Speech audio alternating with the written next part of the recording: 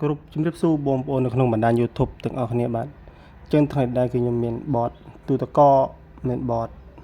Panasonic បាទដុំភ្លើង110បាទឆេះតិចបាទសារតែជីងចាក់បងប្អូនបាទចូលដុំចូលបតវាឆេះដល់ទាំងដុំទៀតដោយសារតែដុំគេអត់ប្រើអេស៊ីបបាទប្រចាំគឺកែគេដាក់អេស៊ីបទេដុំបាទអញ្ចឹងបងដែលគាត់កែមុនមកត្រូវដាក់អេស៊ីបផងបាទការពារកុំឲ្យវាឆេះអានេះវាអាចឆេះផ្ទះបានបងប្អូនបាទបើសិនជាមិនឆេះដុំភ្លើងអាចឆេះផ្ទះបានក្តៅហុយឲ្យលួយអស់បងប្អូនអើយអញ្ចឹងបងដែលកែបត Panasonic ប្រុងប្រយ័ត្នមែនតើបាទកុំភ្លេចដាក់អេស៊ីបការពារគេមកគ្របផងបាទវាមានធ្ងន់អីទេបតខាងមុខវាស៊ីភ្លើងតែ110ទេយើងដាក់អេស៊ីបទៅការពារវាស្រួលដែរតែពេលអញ្ចឹងមើលបងប្អូនបាទឆេះបតទេបងប្អូននេះបតឆេះតិចឆេះខាង power supply របស់វាបងប្អូនបាទឆេះចំយោតមកបងប្អូនយោតវាប៉ុន្តែយើងអាចជួសជុលបានវាអត់មានបញ្ហាអីទេបាទហើយចំណែកបតទូទឹកកកនេះបងប្អូននេះម៉ាក់សាបអញ្ចឹងឯងបងប្អូននេះអញ្ចឹងខ្ញុំទទួលបានពីជាងទូទឹកកកបាទគាត់បានដាក់ឲ្យខ្ញុំធ្វើបាទអញ្ចឹងខ្ញុំក៏ទទួលធ្វើដែរបាទបងប្អូនបាទបតទូទឹកកកដែលគ្មានដូរបងប្អូនបាទទទួលធ្វើបាទអានេះការពិតវាខូចផ្នែកខាង power supply ដូចគ្នានេះបងប្អូនបាទទូ IC ខ្ញុំដក IC ចេញបាត់ហើយនេះដុំភ្លើងរបស់វាបងប្អូនបាទដុំភ្លើងវាអានេះ IC driver វាបងប្អូន IC drive បើកភ្លើងបងប្អូនវាផ្ទុះ IC drive បើកភ្លើងជាទូទៅយើងដូរតែ IC drive បើកភ្លើង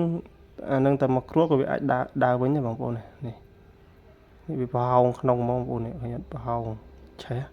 ប្រហោងក្នុងយើងដូរនឹងតែមកគ្រាប់ក៏វាអាចដើរដែរប៉ុន្តែខ្ញុំអត់ដូរទេដោយសារតែ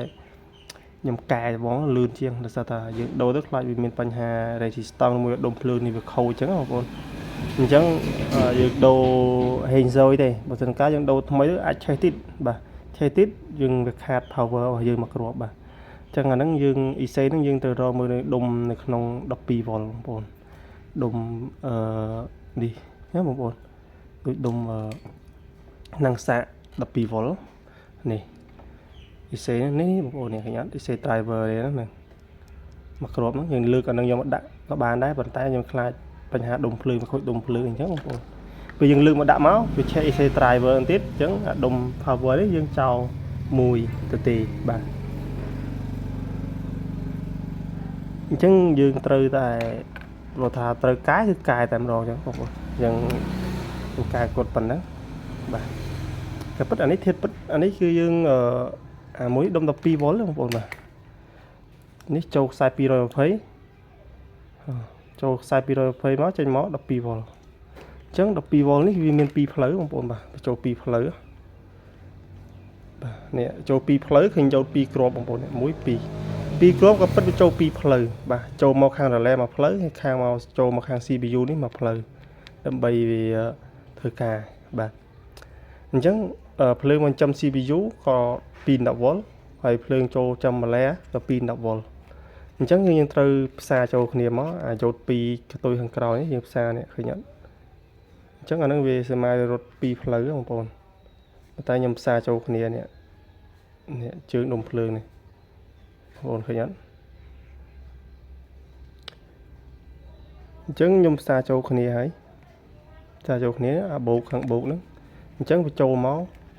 2ច្រកចេញមក2ច្រកធម្មតាវិញដែរអញ្ចឹងកងដងវាក៏ដាក់2គ្រាប់ដែរបងប្អូននេះហើយយើងធ្វើមិនបានដឹងថាវាស៊ី12 Vភ្លើងយើងត្រូវមើលកងដងបងប្អូនយើងត្រូវមើលកងដងវាដាក់ប្រហែល V អញ្ចឹងកងដងវាដាក់25 V យើងវាយភ្លើង12 V ចូលទៅត្រូវហើយបាទវាលើស10 V ជាងដែរកងដងអញ្ចឹងគឺខ្ញុំតេស្តបានដើរហើយដើរធម្មតាបងប្អូនបាទនេះជើងស្នាប់វាគឺខ្សែកុងសឺមានតែ2សរសៃបងប្អូននេះខ្សែកុងសឺដល់ប៉ះអាឡែនេះអាឡែប៉ះចូលមួយសៃ direct មួយសៃទៅកុងសឺបងប្អូនគឺបតនេះគឺអត់មានពុកសម្ាញ់ធ្វើទេស្រួលទេ បងមានត្រូវការជួសជុល battery ហ្នឹងគឺអាចផ្ញើមកបានបាទតែបញ្ជាក់បាទនៅស្នុំស៊ីនបានធ្វើបាទបងប្អូនបាទបើសិនជាបងប្អូនយកទៅធ្វើរុករើខាង CPU វាហើយអញ្ចឹងយើងធ្វើក៏អត់ត្រូវវត្ថុធាតុដើមមកវាដែរខ្ញុំវាអត់មានរបស់កាប់សាច់នៅឬមួយបងខ្ញុំមានថ្មីទុកមើលយើងអាចរៀបចំវត្ថុធាតុដើមវាវិញវាអាចដើរដំណើរការធម្មតាវិញតែបងប្អូនជួសជុលហើយយកខ្ញុំធ្វើគឺខ្ញុំពិបាកធ្វើ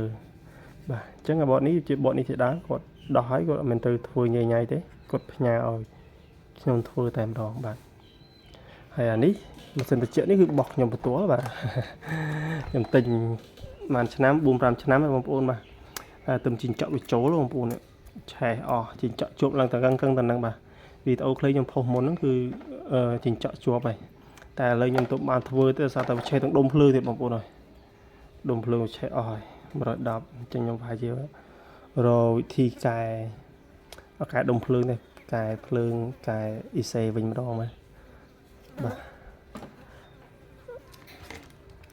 អញ្ចឹងអានេះគឺវាខូចខាង power supply 12V ទេអញ្ចឹងយើងបានកែរួចរាល់ហើយបាទហើយបងប្អូនចង់ចេះគឺអាច comment នៅខាងក្រោមបានបាទវីដេអូនេះគឺខ្ញុំអត់មានអីច្រើនទេមានតែប៉ុណ្្នឹងបាទកុំភ្លេចជួយ subscribe channel ខ្ញុំបាទអ្នកមួយផងរួមមានសម្ដីខុសឆ្គងកុំភ្លេចជួយអធិស្ឋានខ្ញុំបាទផងបាទសូមអរគុណ